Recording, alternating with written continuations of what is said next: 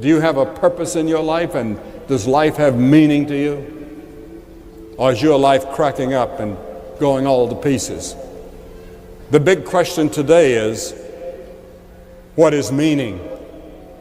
50 years ago when I started preaching, the philosophical question was, what is truth? Today's question is, what is the point? The Bible says the heart is deceitful above all things and desperately wicked. Who can know it? Your heart, my heart, is deceitful and desperately wicked. Who can know it? Who would believe that after a storm hit Miami and southern Florida like Andrew, that there'd be looters taking advantage of it? I read an article in the Charlotte Observer last week that domestic violence cases are soaring after the hurricane in southern Florida. We don't know our hearts. We don't know what would happen till it actually happens.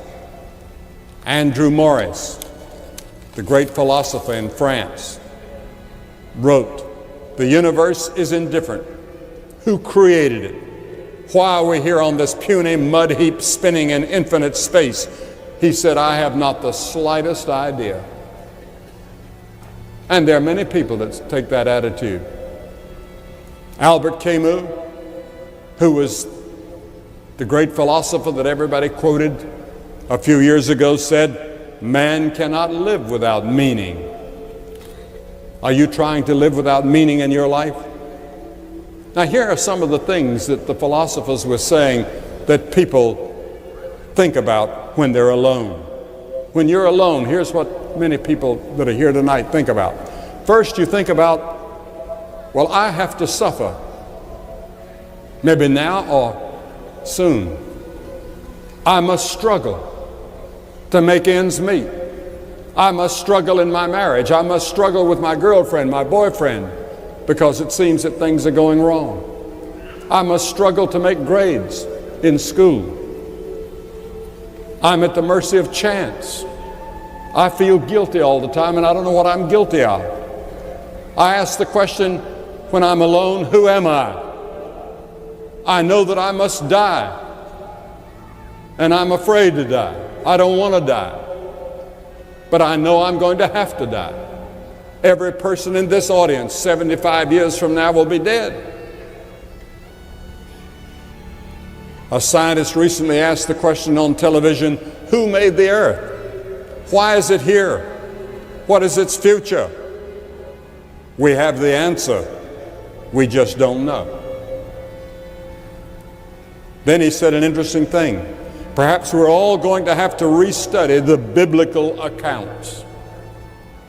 And that's exactly what many atheists are doing today. They're restudying the biblical accounts. The first time I met Mr. Yeltsin in the Kremlin, I talked with him, and he told me that he'd been an atheist. But he said, I'm no longer an atheist. He said, I've come to believe that there's something beyond this life and something bigger than we are. And he said, I've started going back to church. And he said, my grandchildren are wearing crosses around their necks, and I'm glad. Now, that was a couple years ago, before the coup.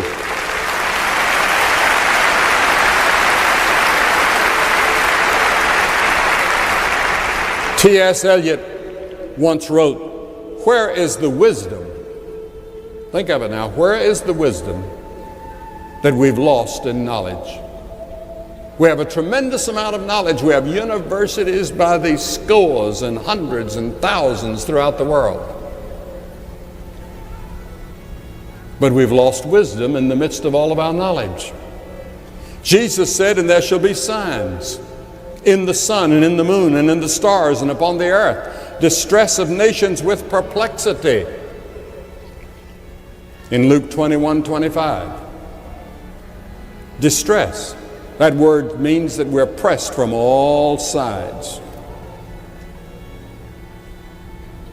And perplexity means no way out. If you'd gone to Rio, to that conference on ecology, and how can we save this planet you would have come away like many of them came away, confused and mixed up, discouraged and hopeless. President Kennedy said a quarter of a century ago, no man entering upon this office could fail to be staggered upon learning the harsh enormities of the trials through which he must pass in the next few years. How right President Kennedy was. He went on to say, each day the crisis multiplies. Each day their solution grows more difficult. Each day we draw nearer the hour of maximum danger, and time is not our friend. In the midst of all these changes, there are certain things that have not changed and will never change. The first thing that has never changed in all these centuries, the nature of God has not changed. He said, I am the Lord, I change not. Malachi 3:6.